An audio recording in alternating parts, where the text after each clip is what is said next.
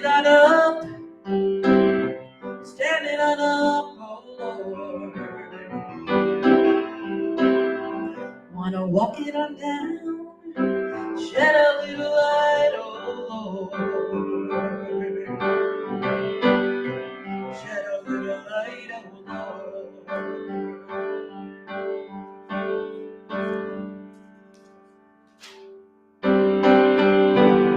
There is a feeling like the clenching of a fist. There is a hunger in the center of the chest. There is a passage through the darkness and the mist. And through the body sleeps, the heart will never rest. Let us turn our thoughts today to Martin Luther King and recognize that there are ties between us, all men and women living on the earth, ties of hope and love, of sister and brotherhood.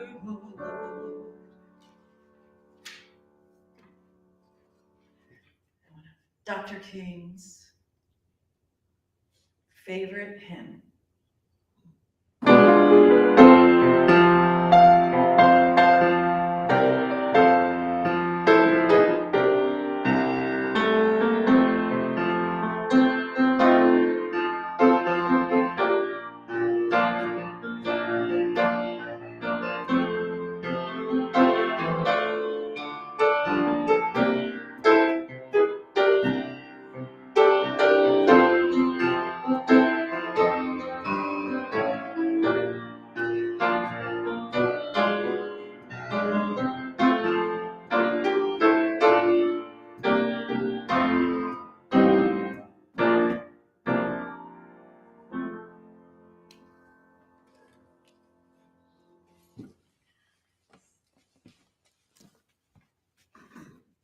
Good Sunday morning to you.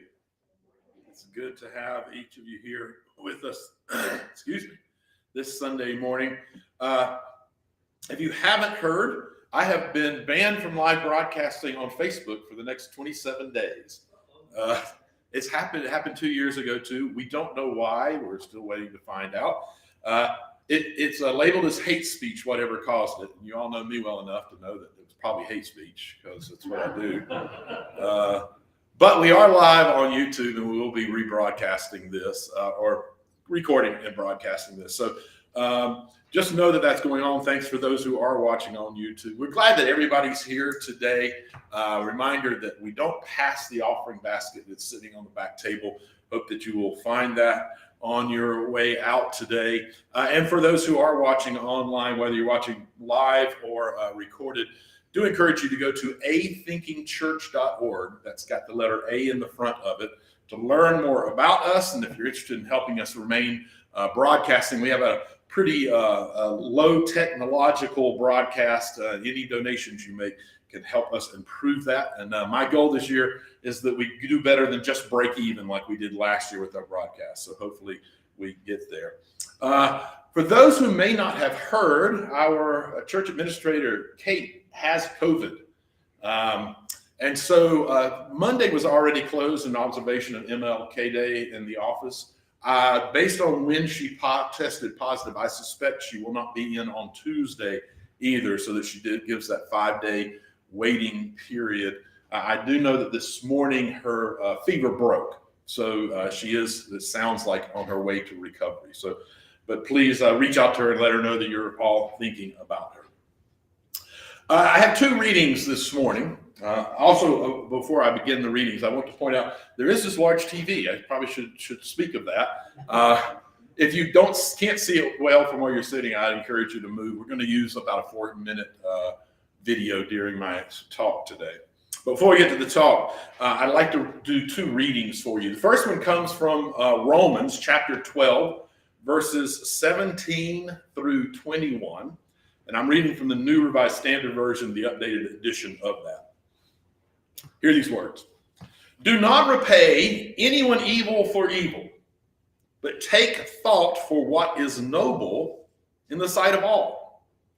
If it is possible, so far as it is dependent upon you, live peaceably with all. Beloved, never avenge yourselves, but leave room for the wrath of God, for it is written, vengeance is mine, I will repay, says the Lord. Instead, if your enemies are hungry, feed them.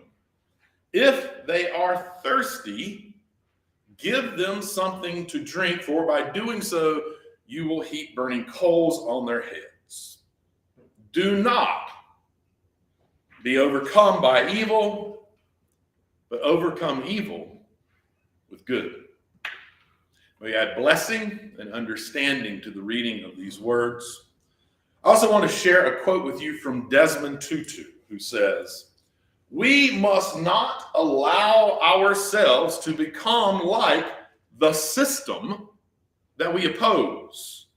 We cannot afford to use methods of which we will be ashamed when we look back, when we say, we shouldn't have done that. We must remember, my friends, that we have been given a wonderful cause, the cause of freedom.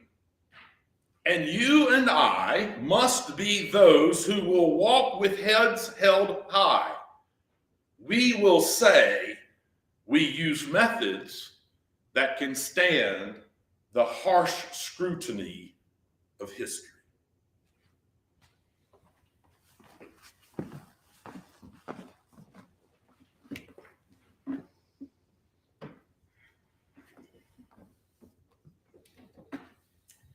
This is Guns N' Roses.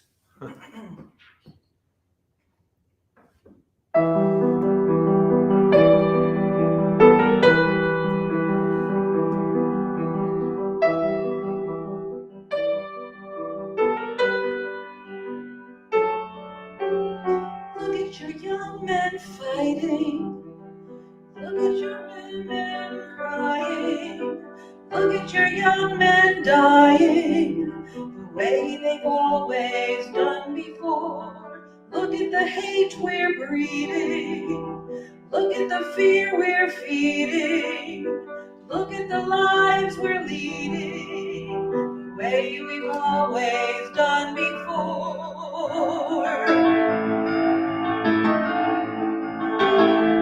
My hands are tied. The billions shift from side to side, and the wars go on with brainwashed pride for the love of God and our human rights. And all these things are swept aside by bloody hands time can't deny. They're washed away by your genocide, and history hides behind our civil wars.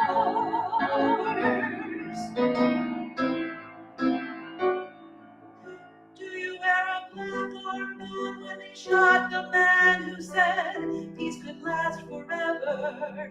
And in my first memories they shot Kennedy. I went numb when I learned to see, so I never fell for Vietnam. We got the wall of DC to remind us all that you can't trust freedom when it's not in your hands, when everybody's fighting for the promised land. And I don't need your civil war.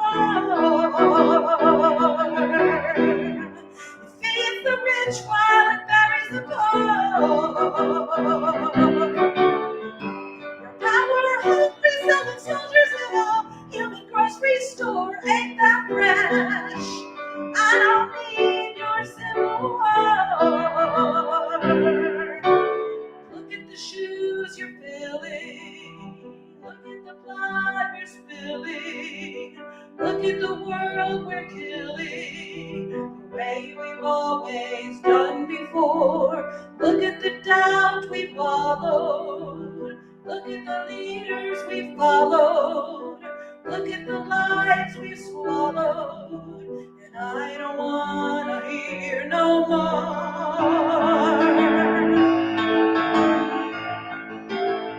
My hands are tied,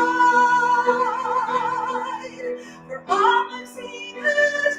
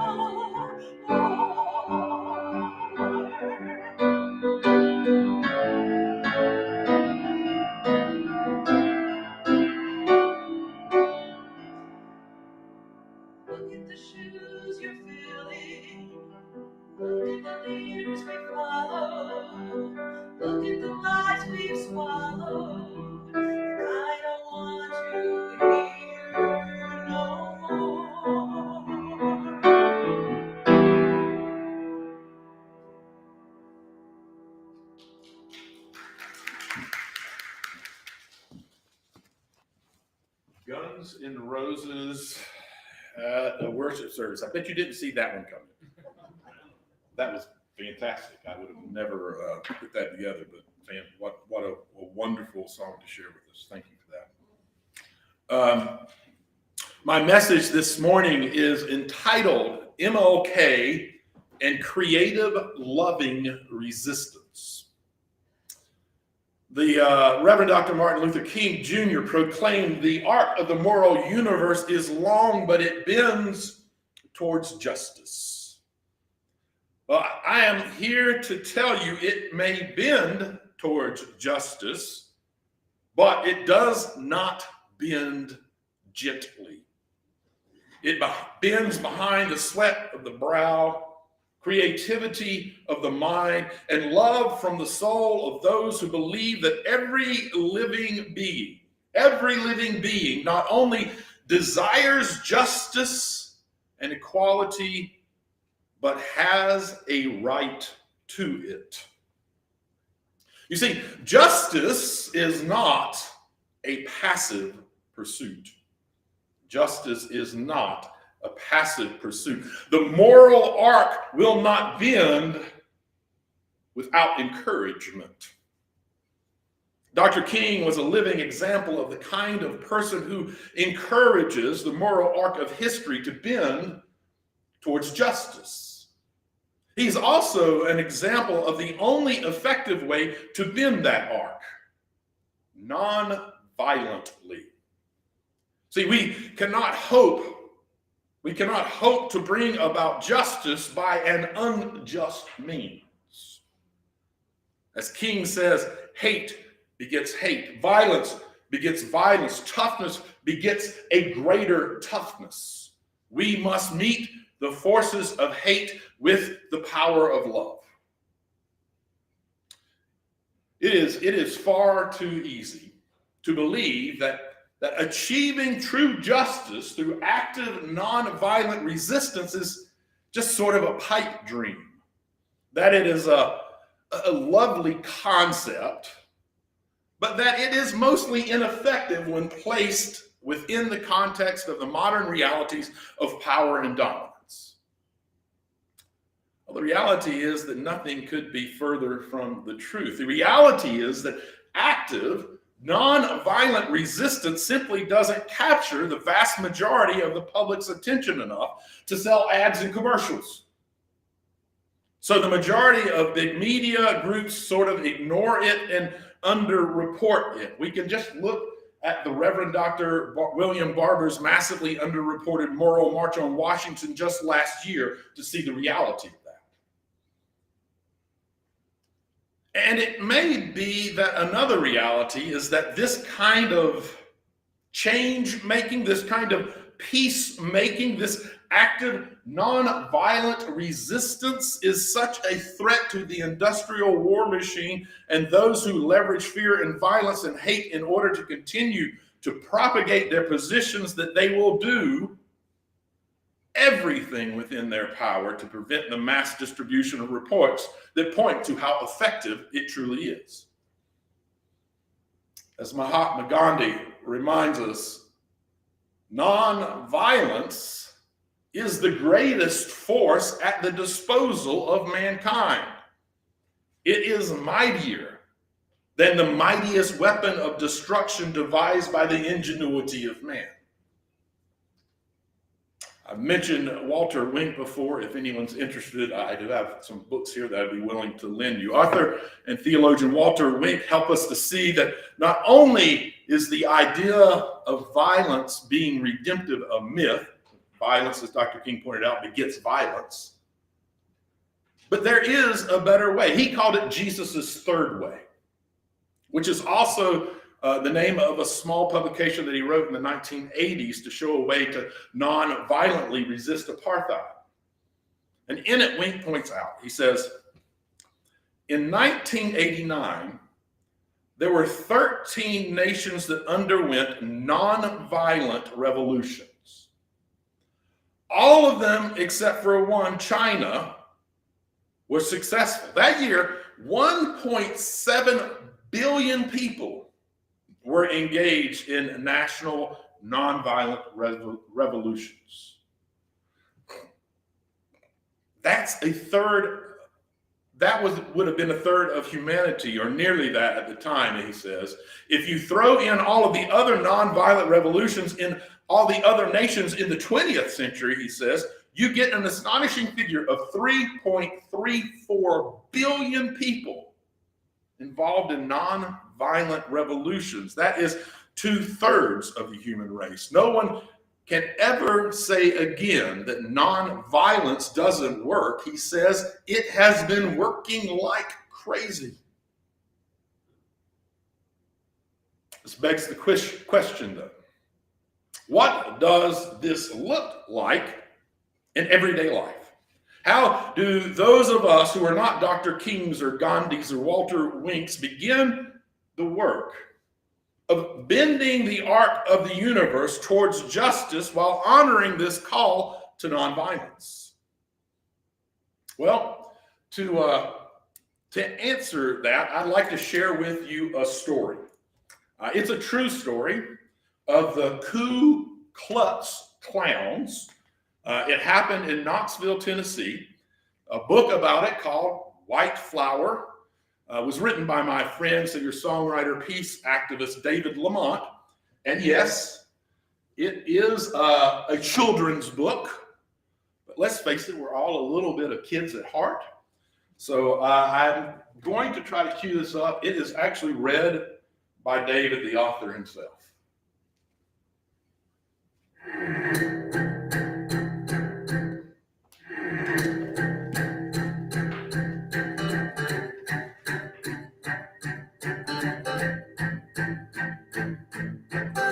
The day was bright and sunny, as most May days tend to be in the hills of Appalachia, down in Knoxville, Tennessee. A dozen men put on their suits and quickly took their places in white robes and those tall and pointed hoods that hid their faces. Their feet fell down in rhythm as they started their parade. They raised their fists into the air, they bellowed and they brayed. They loved to stir the people up. They loved when they were taunted. They didn't mind the anger. It's exactly what they wanted. And as they came around the corner, sure enough, the people roared.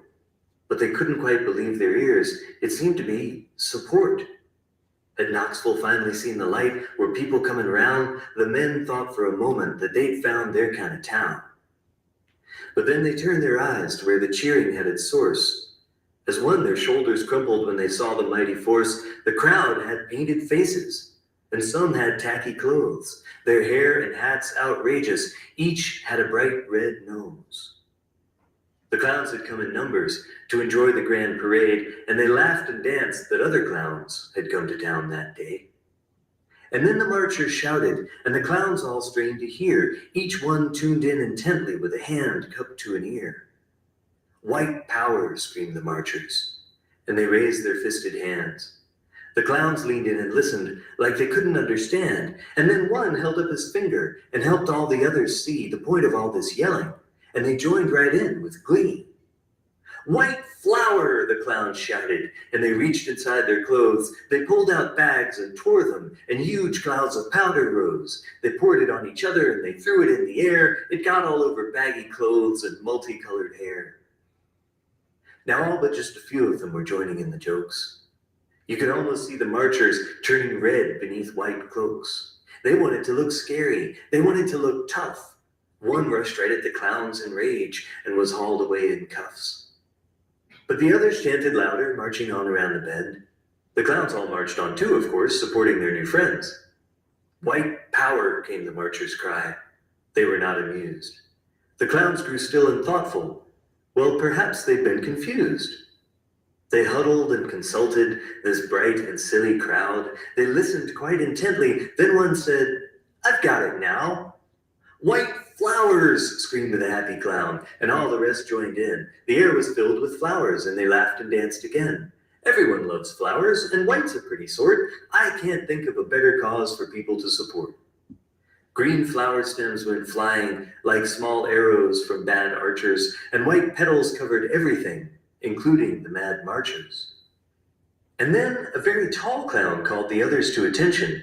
He choked down all his chuckles and said, "Friends, I have to mention that what with all this mirth and fun, it's sort of hard to hear, but now I know the cause that these paraders hold so dear. Tight showers, the clown blurted, as he hit his head in wonder. He held up a camp shower, and the others all got under. Or at least they tried to get beneath. They strained, but couldn't quite. There wasn't room for all of them. They pushed, but it was tight. White power, came the mad refrain, quite carefully pronounced. The clowns consulted once again, then a woman clown announced, I've got it. I'm embarrassed that it took so long to see, but what these marchers march for is a cause quite dear to me. Wife power, she exclaimed, and all the other clowns joined in. They shook their heads and laughed at how erroneous they'd been. The women clowns were hoisted up on shoulders of the others. Some pulled on wedding dresses, chanting, Here's to wives and mothers. The men in robes were sullen. They knew they'd been defeated. They yelled a few more times, and then they finally retreated. And when they'd gone, a kind policeman turned to all the clowns and offered them an escort through the center of the town. The day was bright and sunny, as most May days tend to be, in the hills of Appalachia, down in Knoxville, Tennessee. People joined the new parade. The crowd stretched out for miles. The clowns passed out more flowers and made everybody smile. And what would be the lesson of that shiny southern day? Can we understand the message that the clowns sought to convey? Seems that when you're fighting hatred, hatred's not the thing to use. So here's to those who march on in their big red floppy shoes.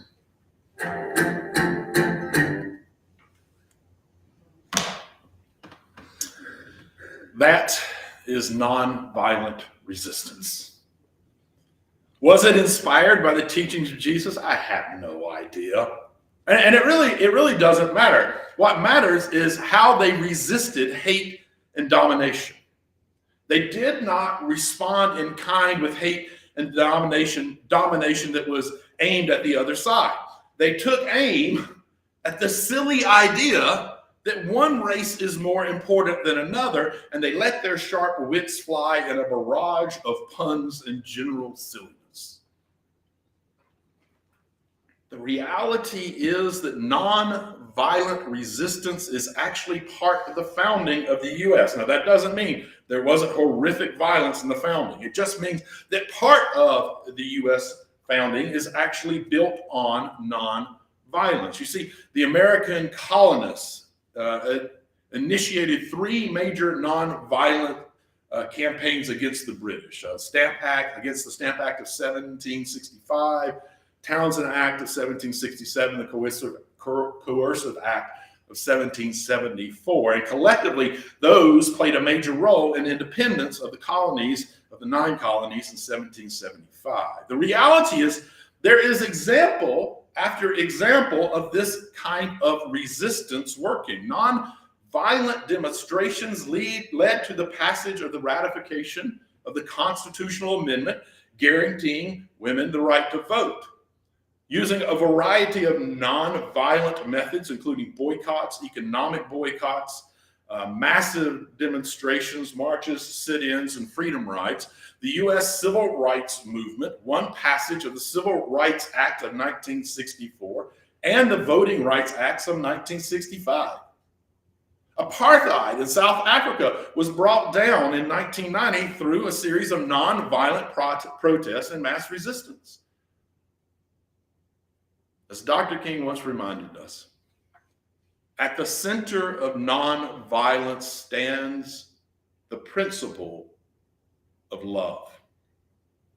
So, following in the footsteps of people like Dr. King, let us march on, bending the arc of the moral universe towards justice. It will take the sweat of our brow, the creativity of our minds, and the love of our souls if we hope to sort out a nonviolent way forward. But we must never lose sight of the reality that nonviolence is the only actual way forward.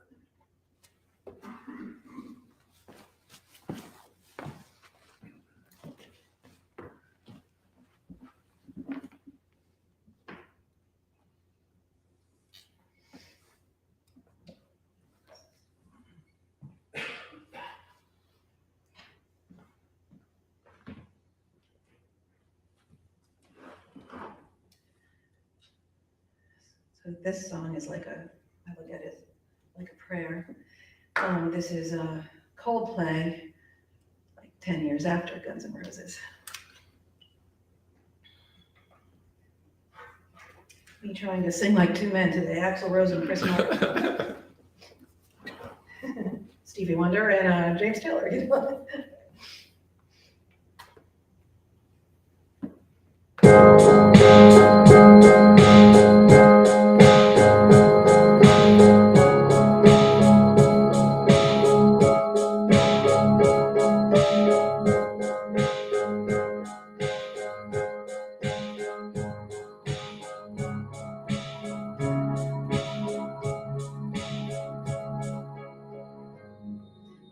Earth from outer space.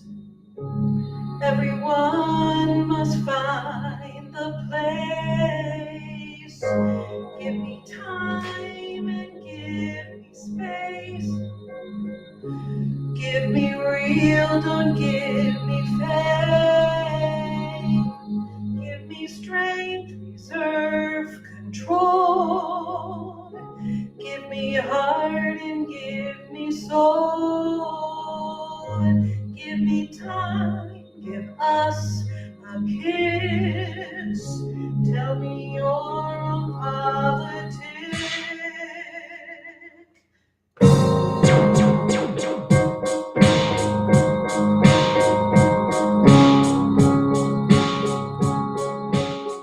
Open up your eyes. Open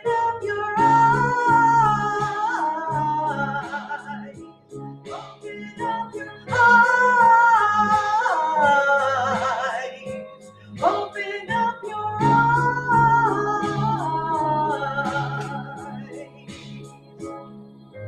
Give me one, 'cause one is best. In confusion, confidence. Give me peace of mind and trust. Don't forget the rest of us. Give me strength, reserve, control. Give me heart and give me soul. Wounds that heal and cracks that fix. Tell me your own politics. And open up your eyes.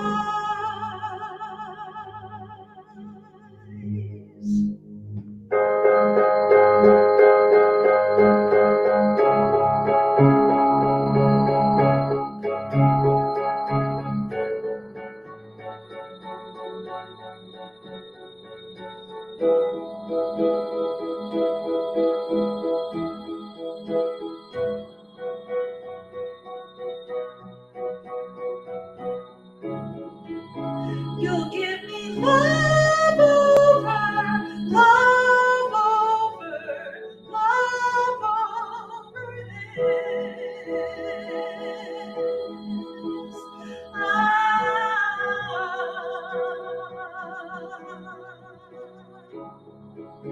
You'll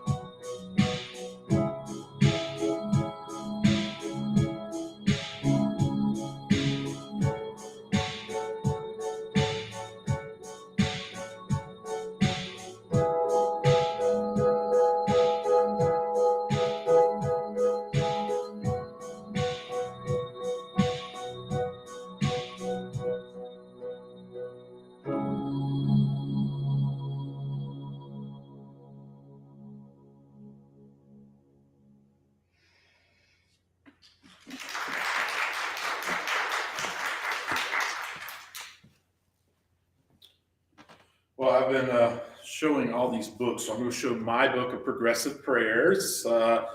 That's what I'm going to be using for this period of our worship service as we gather together.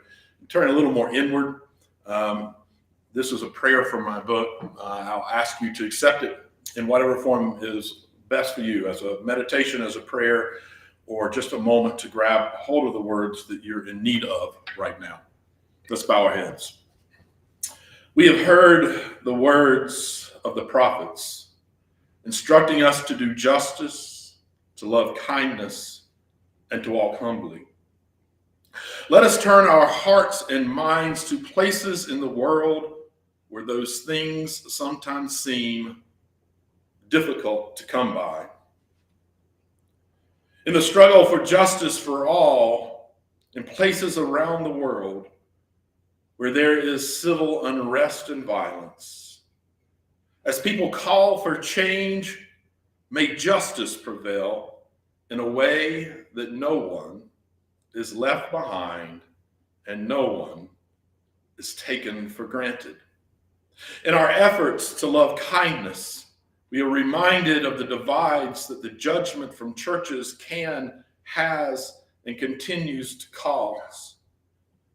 May loving kindness be extended not only inside the walls of the church, but in a way that it is extended to everyone outside the walls as well. May we learn humility. May we learn not to feel as if we are more deserving than anyone else. May we stop judging others because they don't agree with us or for not doing things the way we would prefer. May we be reminded that living lives of love in action is part of the prescription for a world where no one must suffer. And may we be inspired to begin doing that even more fully today. Amen.